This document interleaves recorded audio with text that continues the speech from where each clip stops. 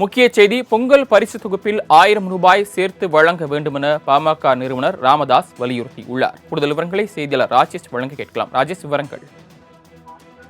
பொங்கல் பரிசு தொகுப்பில் 1000 ரூபாய் எங்கே? தேர்தல் காலத்தில் ஒரு வேடம், மற்றொரு நேரத்தில் இன்னொரு வேடமா என மக்களை ஏமாற்றக்கூடாது என பாமக நிறுவனர் மருத்துவர் ராமதாஸ் அறிக்கை வெளியிட்டிருக்கிறார். அந்த அறிக்கையில் பல்வேறு கருத்துக்களை அவர் சுட்டிக்காட்டியிருக்கிறார். 2025ஆம் ஆண்டு பொங்கல் திருநாளையொட்டி பரிசு தொகுப்பை தமிழக அரசு அறிவித்திருக்கிறது.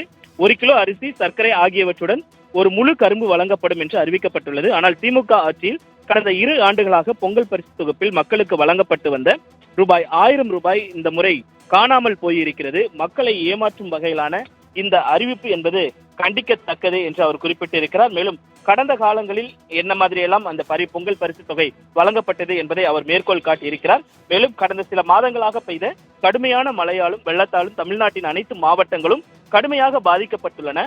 ஆனால் பாதிக்கப்பட்ட அனைவருக்கும் இழப்பீடு வழங்கவில்லை.